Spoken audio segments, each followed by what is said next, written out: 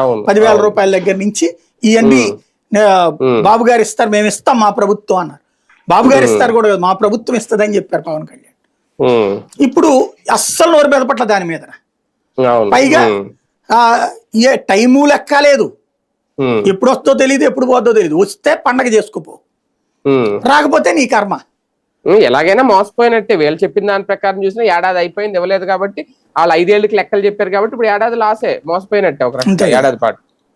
కానీ ఒకటి సార్, జగన్మోహన్ రెడ్డి గారు లాస్ట్ లో ఆయన ఎన్నికలకు ముందు ఇలాంటి లెక్క చెప్పారు, మీకు ఎంతంత వచ్చేసి ఎంతంత ఇచ్చేసాము, మీకు లబ్ధి చేకూరుందంటే మాకు ఓటేయండి అనేది. అంటే ఆయన ఇచ్చారు, వీళ్ళ ఎన్నికలకు ముందే ఎంత వస్తుందని వీళ్ళ లెక్క చెప్పారు. అంటే దానికి ఆపోజిట్ గా ఇప్పుడు అలా బాండ్లు ఇచ్చి బుక్ అయ్యారా, బాండ్లు ఇచ్చి తప్పు చేశారని అనుకోవాలా బాబు గారు కానీ పవన్ కళ్యాణ్ గారు? ఏం ఫీల్ అవుతున్నారని నేను అనుకోవట్లేదండి. వాళ్ళు ఎక్కడన్నా పశ్చాత్తాపం ఎక్కడన్నా కనబడుతుందా?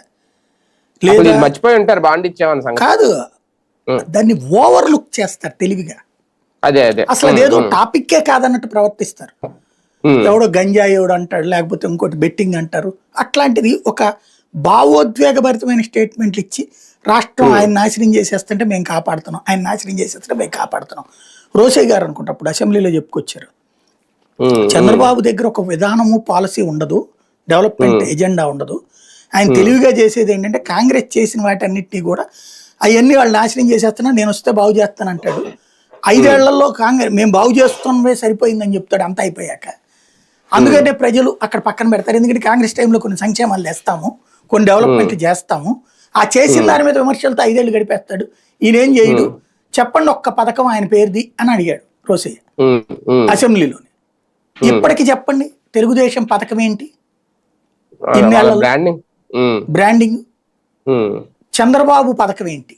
అన్న క్యాంటీన్. అన్న క్యాంటీన్ కూడా వీళ్ళు డైరెక్ట్ కాదు కదా, అమ్మ క్యాంటీన్, అన్నపూర్ణ క్యాంటీన్ తెలంగాణలో. ఆ తర్వాత మనం ఇక్కడ జయలలిత గారు కదా ఫస్ట్, అదే జయలలిత అమ్మ క్యాంటీన్, తెలంగాణ వాళ్ళు అన్నపూర్ణ క్యాంటీన్స్ అని పెట్టారు. ఇక్కడ ఇది పెట్టారు పేరు అన్న క్యాంటీన్. అది కూడా 100 మందికే. అవును అవును.